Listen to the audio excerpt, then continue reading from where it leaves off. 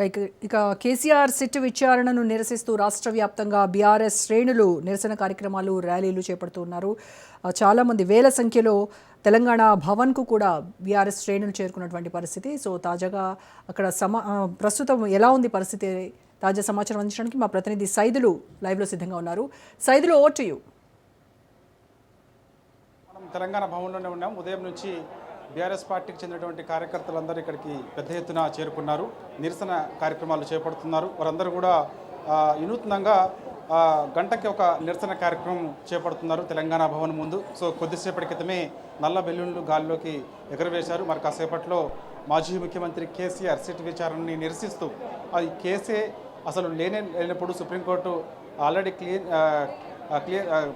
ఎక్కడా కూడా phone tapping జరిగినట్టు చెప్పినప్పటికీ కూడా కావాలని ఒక కుట్రపూరితంగా మా అధినేత కేసీఆర్కి సిట్ అధికారులు నోటీసులు ఇచ్చారని చెప్పేసి కూడా నిరసన తెలుపుతూ ఉన్నారు. సో తెలంగాణ భవన్కి ఉదయం 8 గంటలకే పెద్ద ఎత్తున కార్యకర్తలందరూ కూడా చేరుకున్నారు. ప్రస్తుతం తెలంగాణ భవన్లో వచ్చినటువంటి కార్యకర్తలందరూ కూడా ఇక్కడే ఉన్నారు. సో కొద్దిసేపటి క్రితమే సీఎం రేవంత్ రెడ్డి దిష్టిబొమ్మని దగ్ధం చేశారు. ఇప్పుడు నల్ల బెలూన్ని గాల్లోకి ఎగరేశారు. వినూత్నంగా సీఎం దిష్టిబొమ్మని తెలంగాణ భవన్ మీద నుంచి కూడా ఉరియేస్తున్నాము అని చెప్పేసి కూడా ఆ యొక్క దిష్టిబొమ్మకి ఉరియేసి మరీ ఏలాడదీశారు. సో వినూత్నంగా గంటకొక కార్యక్రమం చేపడుతూ ఉన్నారు.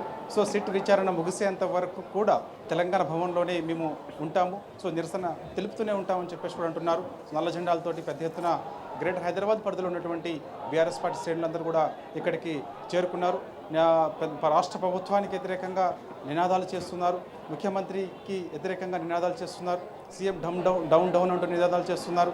సో చట్టం అంటే మాకు గౌరవం ఉంది, న్యాయ వ్యవస్థ పైన మాకు నమ్మకం ఉంది కాబట్టి మేము ఈ యొక్క సిట్ విచారణకి మా నాయకుడు కేసీఆర్ హాజరవుతున్నారు అని చెప్పేసి కూడా అంటున్నారు. నోటీసులు ఇచ్చిన తీరు బాలేదని చెప్పేసి కూడా వాళ్ళు చెప్తున్నారు. ఖండిస్తున్నాం తీవ్రంగా అంటున్నారు. మొన్న నందినగర్కి సిట్ అధికారులు రెండోసారి వచ్చినప్పుడు అర్ధరాత్రి పూట వచ్చారు. సో ఇంటికి నోటీసులు అంటించారు. ఒక మాజీ ముఖ్యమంత్రికి ఇవ్వాల్సిన రెస్పెక్ట్ ఇదేనా అని చెప్పేసి కూడా బీఆర్ఎస్ పార్టీకి చెందినటువంటి నాయకులందరూ కూడా ప్రభుత్వాన్ని ప్రశ్నిస్తున్నారు. ఎర్రవల్లి వ్యవసాయ క్షేత్రంలో కేసీఆర్ ఉంటారని తెలిసి కూడా ఎందుకు ఈ విధంగా సిట్ అధికారులు అత్యుత్సాహం ప్రదర్శించారు? ఇదంతా కూడా రేవంత్ రెడ్డి డైరెక్షన్లోనే నడుస్తుందని చెప్పేసి కూడా అంటున్నారు. సిట్ని పూర్తిగా తప్పుపడుతున్నారు. ఒక దురుద్దేశంతో సిట్ ఏర్పాటు చేశారు, మాపై కక్షపూరితంగా ఈ విధంగా కేసులు పెట్టి విచారణ పేరుతోటి పిలుస్తున్నారని చెప్పేసి కూడా బీఆర్ఎస్ పార్టీ నాయకులు ప్రశ్నిస్తున్నారు. రోజా కొద్దిసేపటి క్రితమే మనకి కుత్బుల్లాపూర్ ఎమ్మెల్యే వివేకానంద గౌడ్ బీఆర్ఎస్ ఇఫ్గా ఉన్నారు. ఆయన మీడియా సమావేశం నిర్వహించారు. కొద్దిసేపటి క్రితమే ఆయన కొన్ని వ్యాఖ్యలు కూడా చేశారు ముఖ్యమంత్రి రేవంత్ రెడ్డి పైన. దావోస్ పర్యటనలో ఉన్నటువంటి రేవంత్ రెడ్డి డైరెక్షన్లోనే ఇదంతా జరుగుతుందని చెప్పేసి కూడా ఆయన అంటున్నారు. సో ఇక మున్సిపల్ ఎన్నికలు నోటిఫికేషన్ వచ్చింది, ఆల్రెడీ నామినేషన్లు దాఖలు చేశారు.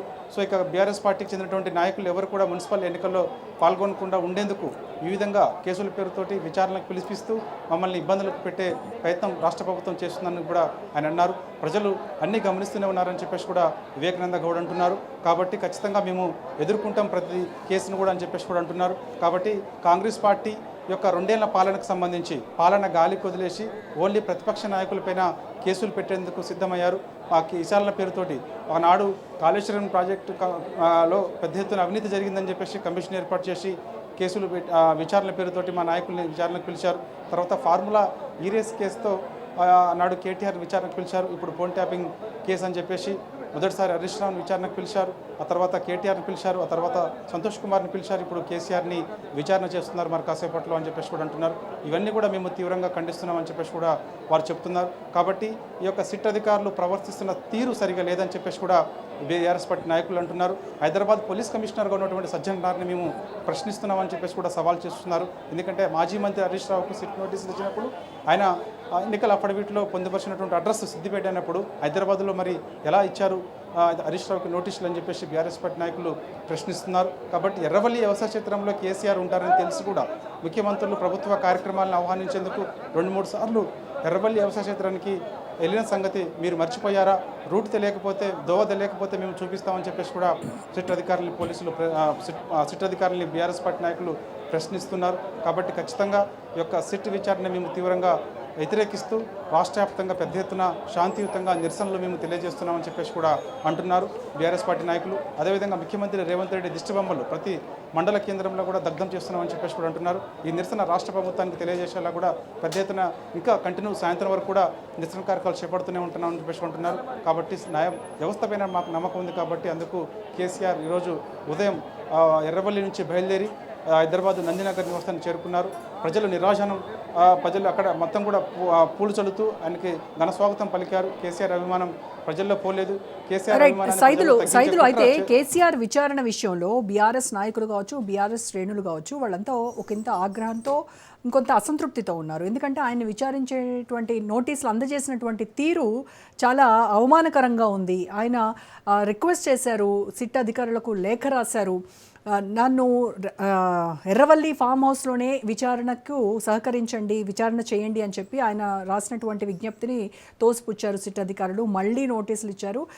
అంటే చట్టం కూడా చెప్తోంది 65 ఏళ్ళు పైబడినటువంటి వ్యక్తికి ఆయన కోరుకున్న చోట విచారణ చేసేటువంటి హక్కును కల్పించినటువంటి దాన్ని కూడా తుంగలో తొక్కారు. ఖచ్చితంగా మేము నందినగర్లోనే లేదంటే పోలీస్ స్టేషన్లోనే మాత్రమే విచారణ అని చెప్పినటువంటి పరిస్థితి. సో కార్యకర్తలందరూ కూడా ఒకటే రిక్వెస్ట్ చేస్తున్నారు, ఏంటి అంటే కేసీఆర్ ఆరోగ్య పరిస్థితుల దృష్ట్యా విచారణ అయినా త్వరగా ముగించేలా చూడాలి అని కోరుకుంటున్నారు. అంటే ఎక్కువసేపు కూర్చోలేరు, ఆయన అనారోగ్యం ఉంది, సో దీన్నైనా కన్సిడర్ చేస్తే బాగుంటుంది. టైంపాస్ చేస్తూ గతంలో చూసాం విచారణల్లో హరీష్ రావుని, సంతోష్ రావుని, కేటీఆర్ని దాదాపు 7-8 గంటలుగా విచారించారు. సో అటువంటి పరిస్థితి లేకుండా చూడాలి అనేది బీఆర్ఎస్ కార్యకర్తల నుంచి వస్తున్నటువంటి డిమాండ్.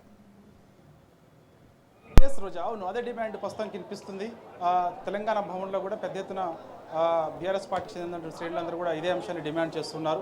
ఎందుకంటే న్యాయ వ్యవస్థ పైన చట్టాన్ని గౌరవించి ఒక మాజీ ముఖ్యమంత్రి కేసీఆర్ ఇవాళ సిట్ విచారణకి హాజరయ్యారు. తన నివాసంలో విచారణ చేస్తున్నప్పటికీ కూడా సిట్ అధికారులు అత్యుత్సాహం కనబరచకుండా కొంత సమయంలోనే విచారణ చేసి వదిలేస్తే బాగుంటుందని చెప్పేసి కూడా ప్రధానంగా బీఆర్ఎస్ పార్టీ చెందినటువంటి నాయకులందరూ కూడా డిమాండ్ చేస్తూ ఉన్నారు. కాబట్టి గంటల తరబడి కూర్చోబెట్టి అడిగిన ప్రశ్నే అడిగి ఈ విధంగా టైంపాస్ చేస్తే మాత్రం ఉట్టి పరిస్థితుల్లో కూడా ఊరుకునేది లేదని చెప్పేసి కూడా హెచ్చరిక జారీ చేస్తున్నారు. ఎందుకంటే మేము ఆల్రెడీ వివిధ గ్రామాల నుంచి రాష్ట్ర వ్యాప్తంగా అన్ని గ్రామాల నుంచి కూడా మేము హైదరాబాద్కి వచ్చాం కాబట్టి, సో హైదరాబాద్లోనే ఉంటాం, సిట్ విచారణ ముగిసేంత వరకు కూడా ఇక్కడే ఉంటాం కాబట్టి ఎక్కువ సమయం సిట్ అధికారులు మా నాయకుడు కేసీఆర్ని విచారణ చేస్తే మాత్రం ఖచ్చితంగా మేము ఆందోళనకు దిగుతామని చెప్పేసి కూడా వాళ్ళు చెప్తున్నటువంటి పరిస్థితి కనిపిస్తుంది. ఇప్పటికే ఉదయం నుంచి కూడా వినూత్నంగా గంటకొక నిరసన కార్యక్రమం వాళ్ళు చేపడుతూ ఉన్నారు. మరి కాసేపట్లో సీఎం దిష్టిబొమ్మ కూడా దగ్ధం చేస్తామని కూడా చెప్తున్నారు. కాబట్టి సమయం అవుతుంది కాబట్టి సో ఇక మనకి అర్ధగంటే సమయం ఉంది. ఆల్రెడీ సిట్ అధికారులు కూడా మనకి అక్కడికి చేరుకున్నట్టు తెలుస్తుంది. కాబట్టి మనకి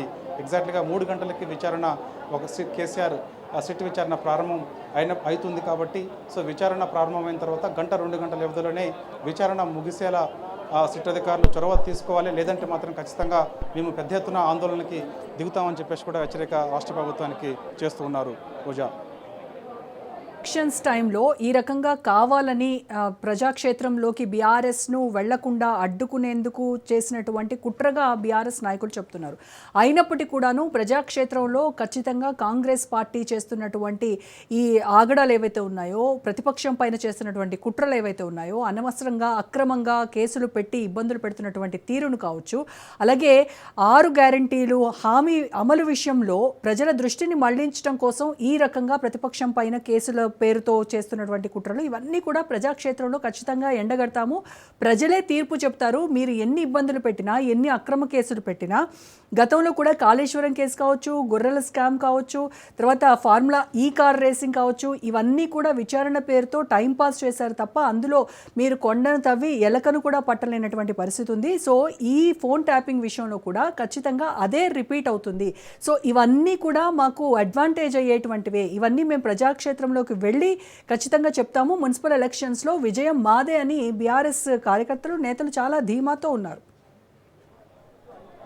సార్ తప్పకుండా ఇదే అంశాన్ని వాళ్ళు చెప్తూ ఉన్నారు. ఖచ్చితంగా ఈ యొక్క ఫోన్ ట్యాపింగ్ కేసులో కొండంతోవి ఎలకను కూడా పట్టలేరు. అసలు ఈ ఫోన్ ట్యాపింగే జరగనప్పుడు, ఫోన్ ట్యాపింగ్ జరిగినట్టు ఆధారాలు లేనప్పుడు ఏ విధంగా సిట్ ఏర్పాటు చేసి ఏ విధంగా మా నాయకుల్ని విచారణకి పిలుస్తారని చెప్పేసి కూడా కార్యకర్తలు రాష్ట్ర ప్రభుత్వాన్ని డిమాండ్ చేస్తూ ఉన్నారు. కాబట్టి సిట్ అధికారులు ఒక దురుద్దేశంతో ఈ విధంగా అంటే పైనటువంటి రేవంత్ రెడ్డి ఆదేశాల మేరకే ఈ విధంగా సిట్ అధికారులు వివరిస్తున్నారని చెప్పేసి కూడా తప్పుపడుతున్నారు. కాబట్టి ఖచ్చితంగా మేము అన్ని విధాలు అన్ని కోణాలు ఎదుర్కొంటామని కూడా చెప్తున్నటువంటి పరిస్థితి కనిపిస్తుంది. సో ఏదైనా సరే ఈ కేసు ఒక రాజకీయ కక్ష పూరితంగానే జరుగుతుందని చెప్పేసి అంటున్నారు. మున్సిపల్ ఎన్నికల్లో డైవర్స్ పాలిటిక్స్ చేసేలాగా ఒక కుట్రపూరితంగానే చేస్తున్నారని చెప్పేసి కూడా బీఆర్ఎస్ పార్టీ చెందినటువంటి నాయకులందరూ కూడా చెప్తున్నారు. కాబట్టి గ్రామ పంచాయతీ ఎన్నికల్లో దాదాపుగా 40% వరకు మేము గెలిచాము. సో మున్సిపల్ ఎన్నికల్లో కూడా మేము ఖచ్చితంగా గెలిచి తీరుతున్నాం. కాబట్టి ఇవన్నీ గమనించి మా నాయకులపైన కేసులు పెడుతున్నారని చెప్పేసి కూడా బీఆర్ఎస్ పార్టీ చెందినటువంటి కార్యకర్తలందరూ కూడా వాపోతున్నారు. ఖచ్చితంగా ఈ యొక్క సిట్ విచారణ ప్రారంభం అయిన దగ్గర నుంచి మేము ఇక్కడ తెలంగాణ భవన్లోనే ఉంటాము. సో విచారణ 1-2 గంటలలోనే ముగిసేలా చొరవ తీసుకోవాలి, లేదంటే మాత్రం ఖచ్చితంగా పెద్ద ఎత్తున ఆందోళన కార్యక్రమం కూడా చేపడతామని చెప్పేసి కూడా బీఆర్ఎస్ పార్టీ చెందినటువంటి కార్యకర్తలందరూ ఉన్నారు, ఇక్కడే ఉన్నారు, నిరసన తెలుపుతూనే ఉన్నారు, సీఎంకి వ్యతిరేకంగా నినాదాలు చేస్తూనే ఉన్నారు. సో ఒక బ్లాక్ బెలూన్స్తో కూడా నల్ల బెలూన్లు కూడా గాల్లోకి ఎగరవేశారు నిరసనగా. సో పెద్ద ఎత్తున గేటు ముందు కూర్చొని తెలంగాణ భవన్ గేటు ముందు కూర్చొని కూడా పెద్ద ఎత్తున మహిళలందరూ కూడా కూర్చొని నిరసన తెలుపుతున్నటువంటి పరిస్థితి కనిపిస్తుంది. కాబట్టి సో ఖచ్చితంగా ఓన్లీ 2 నెలల పాలనలో ఇచ్చింది ఏమీ లేదు. ప్రజలకు ఇచ్చినటువంటి 6 గ్యారెంటీలు 100 రోజులు ఇస్తామని హామీ ఇచ్చారు, అది ఇవ్వలేకపోయారు. 420 హామీలు ఇస్తామని చెప్పేశారు, అది ఇవ్వలేకపోయారు. 2 నెలల పాలన గాలికి వదిలేసి ప్రతిపక్ష నాయకులపైనే కేసులు పెడుతున్నారని చెప్పేసి కూడా బీఆర్ఎస్ పార్టీ నాయకులు చెప్తున్నారు పరిస్థితి కనిపిస్తుంది. కాబట్టి సో ఖచ్చితంగా మేము ఎలా ఎదుర్కోవాలో మాకు తెలుసు అని చెప్పేసి కూడా వీళ్ళందరూ కూడా కార్యకర్తలు వాళ్ళందరూ కూడా చెప్తున్నటువంటి పరిస్థితి కనిపిస్తుంది రోజా తెలంగాణ భవన్లో. Right, thank you Saidulu. మాటల తూటాలు వేలంగా కూలినా నాటి నీ అంత కోటలని